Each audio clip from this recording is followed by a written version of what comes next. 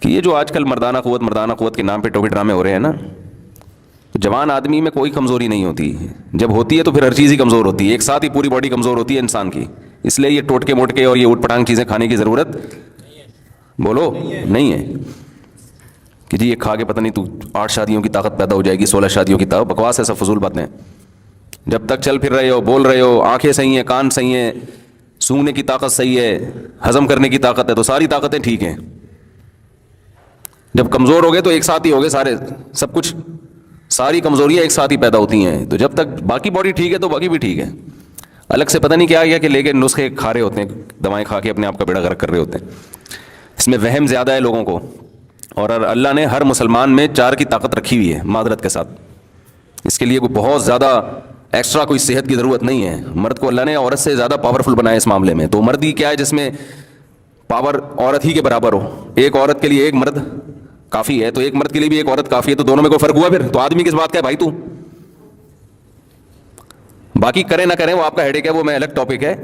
وہ تو میں پہ سوسائٹی کی جو ضرورت ہے، معاشرے کی ضرورت ہے، بیوہ طلاق یافتہ، وہ تو میں اس پہ بات کرتا رہتا ہوں. لیکن یہ جو آج کل ہے نا کہ کمزوری، یہ ایسے نہیں ہے ایسے جیسے لوگوں نے سمجھ لیا ہے. سب صحت مند ہی ہیں.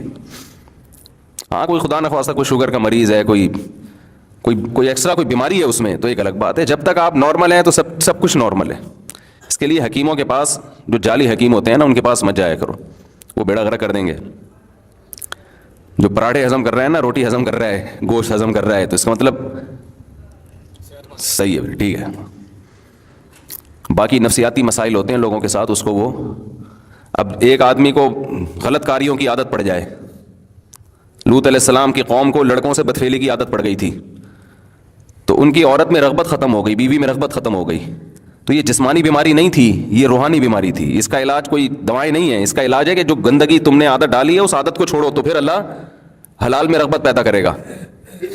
تو جو زانی لوگ ہیں، زنا کرنے والے، بدکاریاں کرنے والے، غیر عورتوں میں دلچسپی لینے والے، ان کی گھریلو لائف بہت خراب ہو جاتی ہے. تو وہ جسمانی بیماری نہیں ہے، وہ مینٹلی ایک ڈسٹرب ہوتے ہیں. وہ ان کو روز آنا کچھ نیا چاہیے، عیاشی ان کی مزاج کا حصہ بن جاتی ہے. جیسے جو روز مرغے کھائے گا تو دال اچھی لگے گی پھر اسے؟ تو بیلنس ہے نا، کبھی مرغا کھا لیا کبھی دال کھا لی. اب آپ روزانہ ہی مرغے پھوڑتے رہو گے تو مر جاؤ گے آپ. تو حلال میں اللہ نے اعتدال رکھا ہے، حرام میں اعتدال نہیں ہوتا. جو حرام کی طرف جاتے ہیں نا، زنا کرتے ہیں، تو وہاں سے تو بور ہوتے ہیں، لیکن گھریلو لائف ان کی برباد.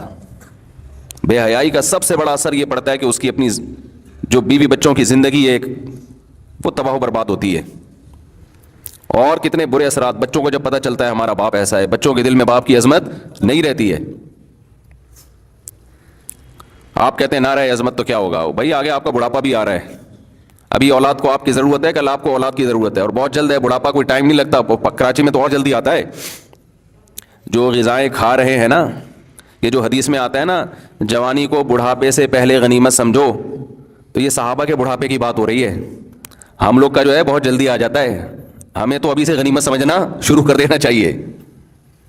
دیکھو 63 سال کی عمر میں رسول اللہ صلی اللہ علیہ وسلم کے چند بال سفید تھے، چند بال. صحابہ کہتے ہیں گنے جا سکتے تھے. یہ صحتیں تھیں اس زمانے میں. آج 40 سال کے بعد آدھا سر سفید ہو جاتا ہے. ہوتا ہے کہ نہیں ہوتا؟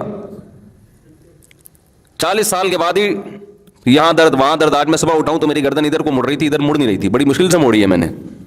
تھوڑا سا تکیہ آڑا ترچھا ہو جائے تو صبح بندہ بھی آڑا ترچھا ہوتا ہے. یہ تو صحتیں آج کل.